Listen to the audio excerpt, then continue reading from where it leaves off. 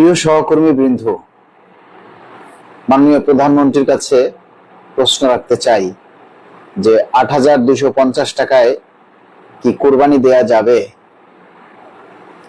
আর কয়দিন পরেই হচ্ছে ঈদুল আজহা, কোরবানির ঈদ। কিন্তু আমাদের যে নিম্ন গ্রেডের, নিম্ন বেতনভুক্ত সরকারি কর্মচারী ভাইরা যারা আছেন, বোনেরা যারা আছেন, যারা নিম্ন বেতনে চাকরি করছেন, তারা কি এই ৮,২৫০ টাকা থেকে, যারা ১০,০০০, ১২,০০০, ১৫,০০০ টাকা যাদের বেসিক, যারা এই বেতনটা বোনাস হিসাবে পাচ্ছেন বা পাবেন, তারা কি সেই টাকা দিয়ে একটা কোরবানির ভাগ নিতে পারবে? আপনার কাছে আমাদের প্রশ্ন রইল। আমরা এই ১১টা বছরে ২২টা ঈদ পেয়েছি। আমাদের নিম্ন বেতনের যারা চাকরি করে সেই সকল কর্মচারীরা ঈদ উদযাপন করতে পারেনি। ঈদ কি জিনিস, ঈদের আনন্দ কি জিনিস, ঈদে নতুন কাপড় চোপড় পরাটা যে কি জিনিস, সেটা তারা বোঝে না। আমাদের মধ্যে অনেক ডিফেন্সের সদস্য আছেন, বিশেষ করে সেনাবাহিনীতে, নৌবাহিনী, বিমান বাহিনী, বিজিবিতে যারা নিম্ন গ্রেডভুক্ত কর্মচারী আছেন, তারা কেউই এই ঈদ উদযাপন করতে পারে না। সাথে রয়েছে আমাদের সাধারণ কর্মচারী, সংসারই চলে না, সেখানে আবার ঈদের আনন্দ। আমাদের কর্মচারীরা সবই বোঝে, সবই জানে, কিন্তু তারপরও তারা কেউ সচেতন না। সবাই পে স্কেল চায়, মনে মনে প্রত্যাশা করে সরকার দিলে ভালো, সরকার দিলে আমরাও পাবো, আর না দিলে নাই। কিন্তু এই বেতন বৃদ্ধির জন্য যে কারো একটা দায়িত্ব, সেটা কেউ পালন করে না। এই যে আমরা যখন লাইভে আসি, আপনাদের নিয়ে কথা বলি, দাবির কথাগুলি বিভিন্নভাবে বোঝানোর চেষ্টা করি, এটা তো আপনাদের কথা, আপনাদের প্রত্যেকের কথা, তাই না? কিন্তু আপনারা কি এই কথাগুলি শেয়ার করেছেন? ১২০ জন লাইভে আছেন, ১২০ জনে কি লাইভটা শেয়ার করেছেন? নিজের বিবেকের কাছে প্রশ্ন করেন, আপনি আপনার উত্তর পেয়ে যাবেন। আপনি যদি আপনার দায়িত্বটা পালন না করেন, তাহলে সরকার কিভাবে তার এত বড় দায়িত্ব পালন করবে? বিষয়টা হাস্যকর না? বলেন, যে আপনি একটা শেয়ার দিয়ে আপনি আমাদের দাবির কথাগুলি আপনি প্রচার করতে পারতেছেন না। এটা আপনার দায়িত্ব, কারণ আপনার বেতন বৃদ্ধি নিয়ে আমরা কথা বলছি। সেই দায়িত্বটা আপনি পালন করতে পারতেছেন না, আর সরকারকে দোষ দেন যে সরকার আমাদেরকে পে স্কেল দেয় না, সরকারের দায়িত্ব পালন করে না। প্রত্যেকের জায়গায় ঠিক বিষয়টা এরকম। আপনারা অনেকেই আমাদেরকে বলেন যে রাস্তায় আন্দোলন দেন না কেন, রাস্তায় আন্দোলন দেন না কেন। ওরে ভাই, রাস্তায় আপনি কয়দিন আন্দোলন করবেন? রাস্তায় আপনি কয়দিন আন্দোলন করবেন বলেন? একদিন না হয় আপনি রাস্তায় আন্দোলন করতে নামলেন সবাই মিলে। সবাই বলতে এই ১০ লক্ষ ২২ লক্ষ সরকারি কর্মচারীদের মধ্যে যদি রাস্তায় আন্দোলন দেই, হাইয়েস্ট গেলে ১০ থেকে ১৫,০০০ মানুষ উপস্থিত হয় না। এই ১০-১৫,০০০ মানুষ উপস্থিত একদিন হলেন, রাস্তায় মিছিল করলেন, মিটিং করলেন, যা কিছু করলেন, তারপরে আবার যার যার মতো চলে গেলেন। তাতে কি হলো? সরকার কি ওই দিনই আপনার পে স্কেলের গেজেট জারি করে দিবে? এখন যে সংগঠনগুলি, তাদের কার্যক্রমটা ঠিক আমরা এভাবেই দেখছি, যে এই সরকার আসার পর, বিএনপি সরকার ক্ষমতা গ্রহণ করার পর, কোনো সংগঠনের কোনো আন্দোলন নেই, কোনো একটা বক্তব্য নেই, কোনো প্রচার নেই, আমরা যে পে স্কেল চাই এটা নিয়ে তাদের কোনো সারা শব্দ নেই। অথচ তারা একদিন একটা প্রোগ্রাম দিয়ে আবার ৬ মাসের জন্য তারা ঘুমিয়ে যাবে, তাদের কোনো খোঁজ খবর থাকবে না। সরকার কি এই সমস্ত দাবির কথা মনে থাকবে? হ্যাঁ, দাবির কথাটা আপনাকে প্রতিনিয়ত তুলে ধরতে হবে। এই যে আমরা সোশ্যাল মিডিয়ায় আমরা প্রতিনিয়ত প্রতিদিনের আপডেট পাচ্ছি, কোথায় কি হচ্ছে। এই যে এখন শিক্ষকরা শাহবাগে আন্দোলন করছে তাদের চাকরি মানে নিয়োগপত্রের জন্য, এটা আমরা দেখতেছি যে তারা সবাই ঐক্যবদ্ধভাবে এসে কাজ করতেছে, থাকতেছে, রাস্তায় অবস্থান করতেছে। ঠিক আছে, ২ দিন ৩ দিন লাগলেও তারা রাস্তা থেকে ওঠে না। কিন্তু আমাদের কর্মচারীরা, তাদেরকে আমাদের যে জাতীয় নেতারা, তারা কর্মচারীদেরকে ডেকে আনার পরে ১ ঘন্টা ২-৪ ঘন্টা একটা বক্তব্য দেয়, স্টেজে বসায় হামকে বাবু, হ্যাঁ আমরা অনেক বড় নেতা, স্টেজে বসে বক্তব্য দিয়ে তারপরে হঠাৎ করে বলবে আপনারা বাড়ি চলে যান, আমরা পরে কর্মসূচির কথা জানাবো। বেশ, হয়ে গেল, আন্দোলন শেষ। এই সমস্ত বালের আন্দোলন সরকার গুরুত্ব দেয় না, গোনে না। সরকারকে প্রতিনিয়ত দাবির কথা তুলে ধরতে হবে। একটা ওই যে আমরা শুনছি যে চাকরির জন্য আগে নাকি মানুষ চামড়ার মানে পায়ের স্যান্ডেল হাঁটতে হাঁটতে ক্ষয় করে ফেলতো। বিভিন্ন কোম্পানিতে ইন্টারভিউ দিতে দিতে দৌড়াতে দৌড়াতে চামড়ার স্যান্ডেল মানে পায়ের স্যান্ডেল ক্ষয় করে ফেলতো, তারপরও চাকরি হতো না। ঠিক একইভাবে আপনাদের এই পে স্কেলের দাবি বাস্তবায়ন করতে হলেও এই মুখের ছাল তুলে ফেলতে হবে, প্রতিনিয়ত দাবির কথা তুলে ধরতে হবে, যাতে সরকার ভুলে না যায়। পে স্কেলের দাবির কথাটা যেন সোশ্যাল মিডিয়া থেকে হারিয়ে না যায়। আমাদের এই যে এত বড় একটা সোশ্যাল মিডিয়া, এই যে ফেসবুক প্ল্যাটফর্ম, এই প্ল্যাটফর্ম থেকে যেন পে স্কেলের দাবিটা হারিয়ে না যায়, ঠিক সেভাবে এই পে স্কেলের দাবিটা তুলে ধরতে হবে। আপনি একদিন রাস্তায় নামলেন, আন্দোলন করলেন, মিটিং করলেন, মিসিং করলেন, সবকিছু ফাইরে আলাইলেন, সিরে আলাইলেন, তারপরের দিন আর আপনাদের কোনো খোঁজ খবর নাই, সবাই ঘুমাইয়া গেলেন। এই ছাতার আন্দোলন দিয়ে কিছু হবে না। এই সরকার আসার পর সরকারের যতটুকু টনক মেরেছে সেটা আমাদের প্রচারের কারণে। আমরা কিছু ভিউ ব্যবসায়ী আছি, এই ভিউ ব্যবসায়ীর মধ্যে অনেকেই আছেন বর্তমানে, রাজন চন্দ্র দাস, ফিরোজ আলম আছেন, এরকম আরো অনেকগুলা পেজ আছে, আইডি আছে, যারা আমাদের দাবির কথাগুলি প্রতিনিয়ত প্রচার করছে। সেই সমস্ত সকল ভিউ ব্যবসায়ীদেরকে আগামী 16ই মে জাতীয় প্রেস ক্লাবে আমরা বিকেল 3টায় উপস্থিত দেখতে চাই। যারা আমাদের পে স্কেলের দাবি নিয়ে কথা বলেন এবং আমাদেরকে যারা ভিউ ব্যবসায়ী বলেন, আমরা তো ভিউ ব্যবসায়ী ধরেই নিলাম বা মেনে নিলাম আমরা ভিউ ব্যবসায়ী, এই সকল ভিউ ব্যবসায়ীদেরকে আমরা আগামী 16ই মে বিকেল 3টায় জাতীয় প্রেস ক্লাবের আব্দুস সালাম হলের 3 তলায় আমরা দেখতে চাই। সচিব কমিটির কি কোনো মেয়াদ আছে? না, এটা তো মেয়াদ কেন থাকবে, এগুলির কি মেয়াদ আছে নাকি? জুলাই মাসে কি পে স্কেল পাবো? আব্দুর রহিম, নির্বাচনের আগে সরকার তো ওয়াদা করেছিল, কেন এমন পিছিয়ে গেল? সরকারের ওয়াদা, আরে সরকার হচ্ছে নির্বাচনী ব্যক্তি, যারা নির্বাচন করে তারা প্রতি শ্বাসে শ্বাসে মিথ্যা কথা বলে, তা না হলে আপনি ভোট দিবেন? একজন এমপি ইলেকশন যখন নির্বাচন করে, সে আপনাকে পুল দেবে, সাঁকো দেবে, ব্রিজ দেবে, ফ্ল্যাট করে দেবে, মাঠ করে দেবে, ঘাট করে দেবে, ঘন্টা করে দেবে, আন্ডা করে দেবে, কত কথা দেয়, কমিটমেন্ট দেয়, তখন আপনাদের পায়ে ধরে। আর যখন নির্বাচন হয়ে যায় তখন সবাই মিললে আপনারা তার পায়ে ধরেন।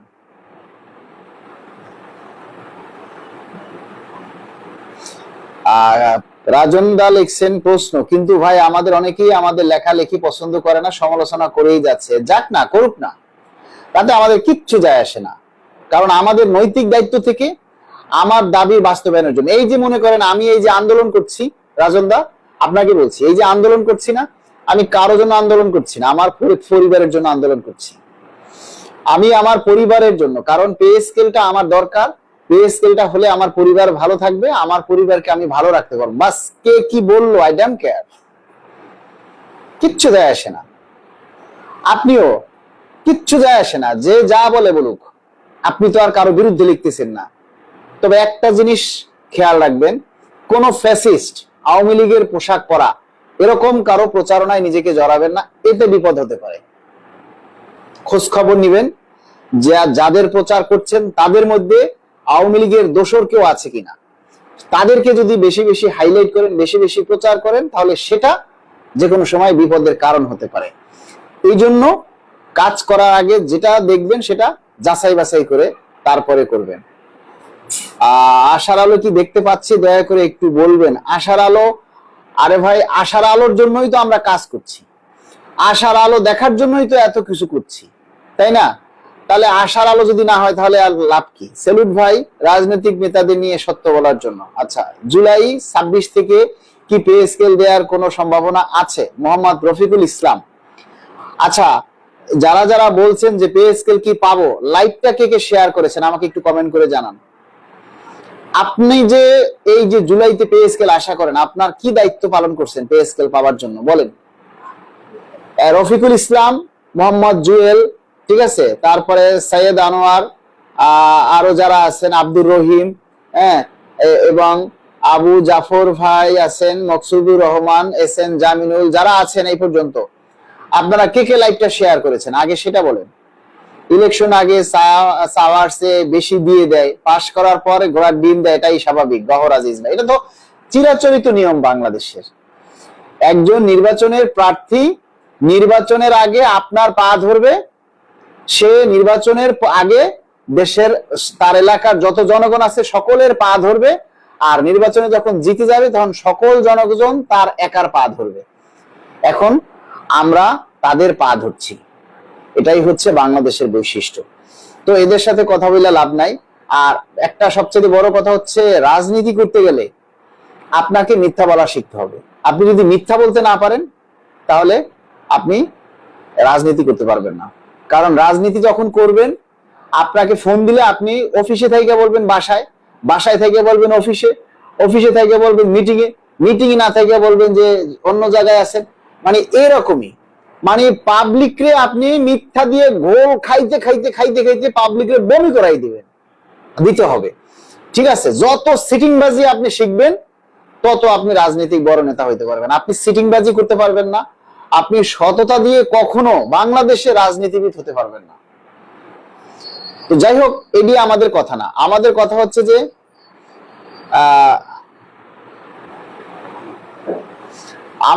হচ্ছে যে মালিক ভাই লাইভ শেয়ার করেছি। লাইভ যখন শেয়ার করেন তখন শেয়ার করলে সামনে একটা চিহ্ন ওঠে, তখন বোঝা যায় যে আপনারা কে কে লাইভটা শেয়ার করেছেন। ঠিক আছে, এখন 350 জনে লাইক দিছে এই পর্যন্ত, বিশাল ব্যাপার।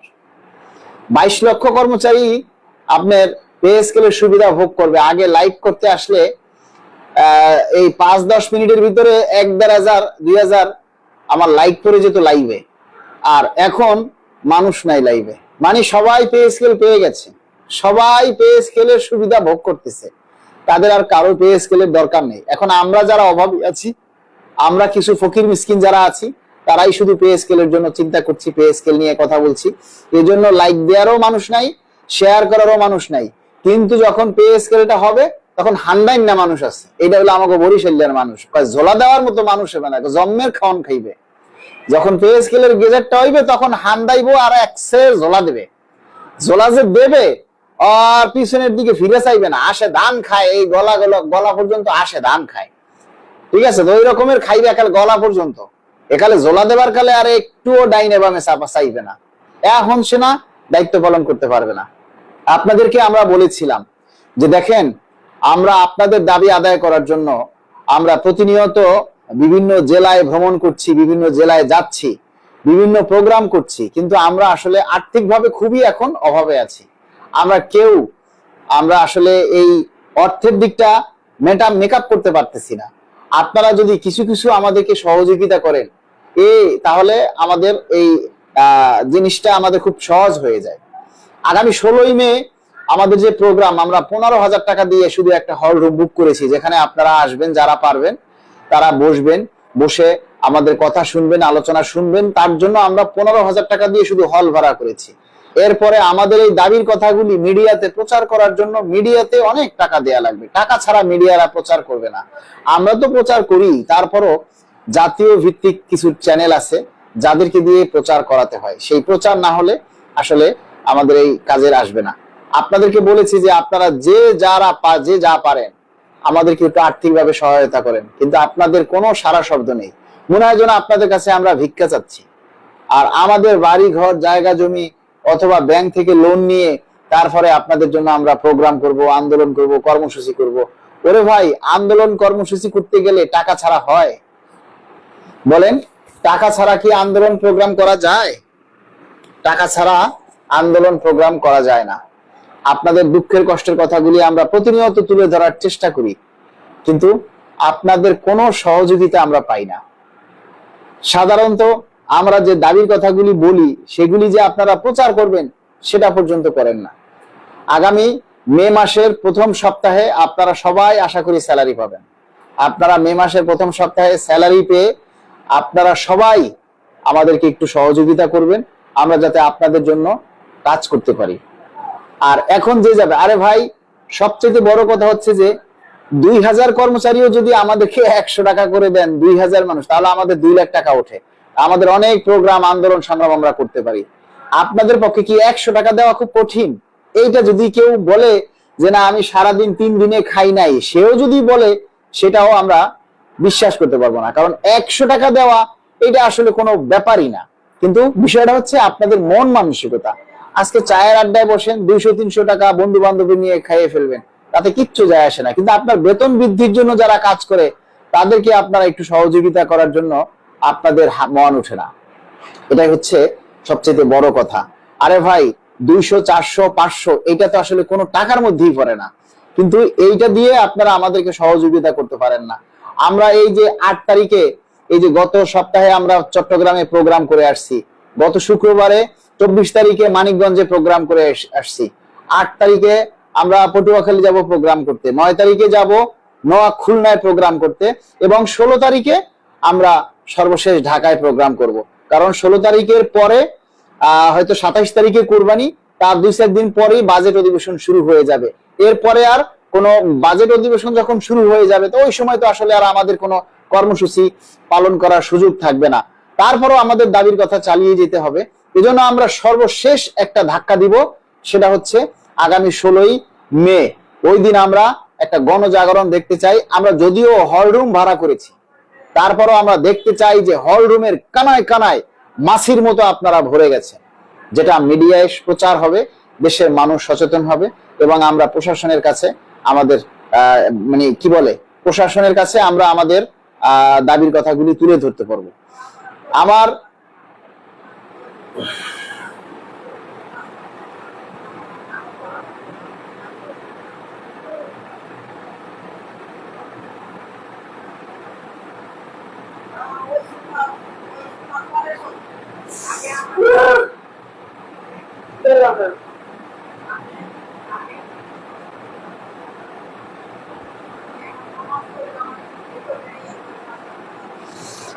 আমি স্ক্রিনে নাম্বারটা দিয়েছি, দেখেন এই স্ক্রিনের নাম্বারটাতেই আমার বিকাশ আছে, আপনারা বিকাশও আছে, নগদও আছে। আপনারা কেউ সহযোগিতা করতে চাইলে আপনারা এই নাম্বারে সহযোগিতা করবেন। আর ইনশাআল্লাহ আমরা আমাদের দাবির জন্য আমাদের যতটুকু চেষ্টা আমরা চালিয়ে যাব, বাকিটা আল্লাহর ইচ্ছা।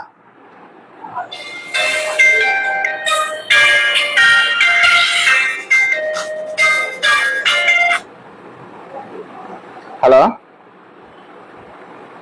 ওয়ালাইকুম সালাম।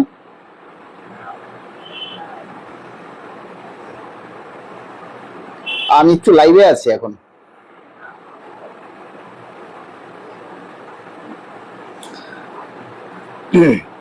এখন বিশেষ করে আমরা চেষ্টা করব, আমরা আমাদের সাধ্যমতো আমাদের যেটা দায়িত্ব, আমাদের যেটা নৈতিক দায়িত্ব, সামাজিক দায়িত্ব, আমরা আমাদের দায়িত্ব আমরা পালন করছি।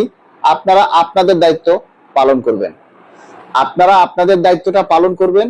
আমাদের এই যে শেষ সময়, এখন কিন্তু সময় শেষ, এই সময় এসে আপনারা যদি জেগে না ওঠেন, এখন এই সময়েও যদি আপনারা মনে করেন চুপ করে বসে থাকেন, তাহলে কিন্তু ভাই এই কি বলে, শেষ ভালো যার সব ভালো তার। ঠিক আছে, স্ক্রিনে নাম্বার দেয়া আছে, আমার স্ক্রিনে দেখেন, আমার স্ক্রিনে এখন নাম্বার দেয়া আছে, আমার মোবাইল স্ক্রিনে লাইভে আমার মাথার উপরে দেখেন সবাই নাম্বার দেয়া আছে। কই স্ক্রিনে নাম্বার আসে নাই তো? আসছে, দেখেন ভালো করে দেখেন, স্ক্রিনে নাম্বার আসছে।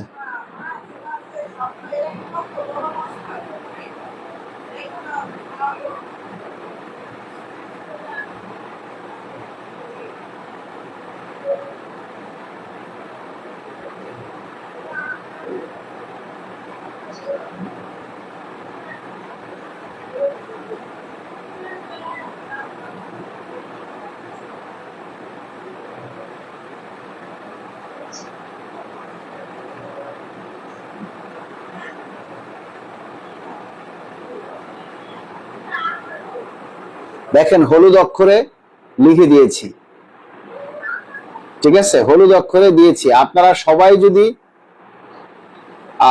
সবাই যদি যার যার মতো করে একটু চেষ্টা করেন, তাহলে দেখা যায় আমাদের কাছে সেটা অনেক বড় আকার হয়। কথায় আছে না যে 10 মিলে করি কাজ, হারি জিতি নাহিলাস, 10-এর লাঠি 1-এর বোঝা। বিষয়টা হচ্ছে আমাদের কাছে ঠিক তেমনই। ঠিক আছে, তো আপনারা যদি সবাই আমাদের জন্য একটু চেষ্টা করেন তাহলে আমাদের এটা খুবই আসলে,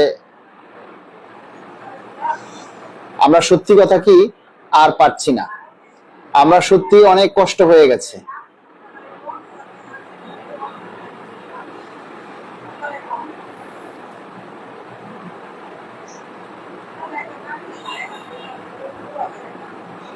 দেশের মানুষকে আমরা কতভাবে জাগানোর চেষ্টা করছি। আগামী 8 তারিখে পটুয়াখালীতে প্রোগ্রাম, 8 তারিখে পটুয়াখালী, খুলনা 9 তারিখে।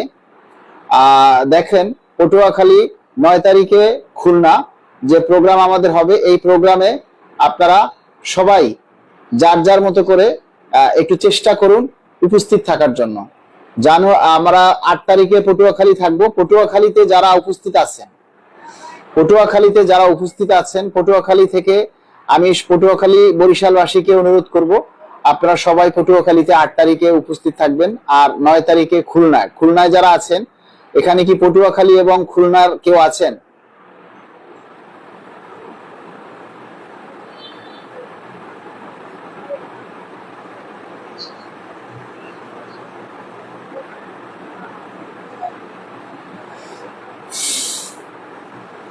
বেঁচে থাকতে পারছি না, জীবন অতিষ্ঠ হয়ে উঠেছে, ওয়াহিদুজ্জামান সরকার।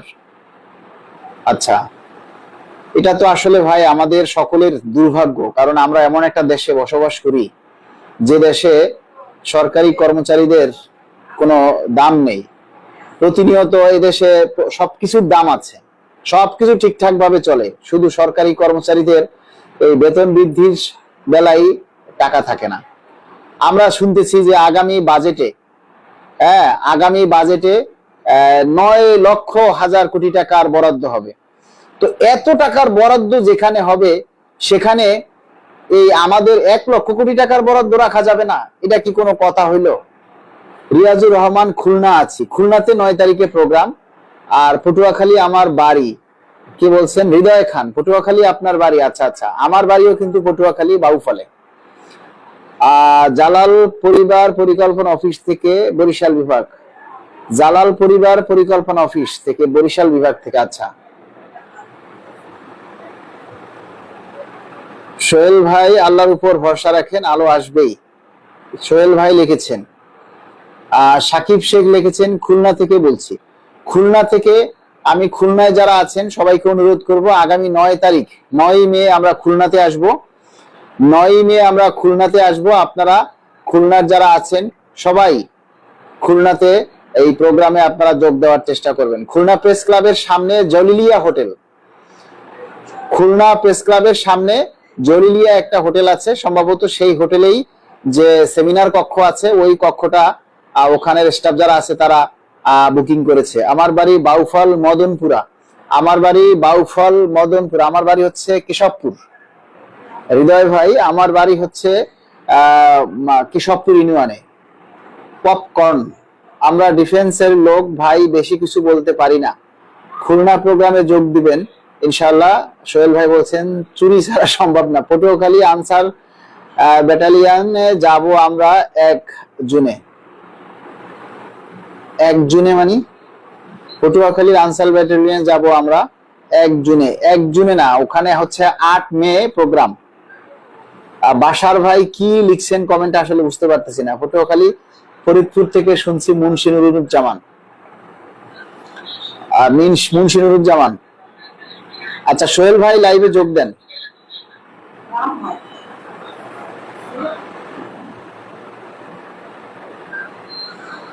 রিয়াজুর রহমান, খুলনার ভাই, আপনাকে বলবো যে আপনারা খুলনাতে সবাই একটু সমাগম হবেন। খুলনার প্রোগ্রামটা যাতে সফল হয়, সবাই একটু স্বতঃস্ফূর্তভাবে উপস্থিত থাকার চেষ্টা করবেন।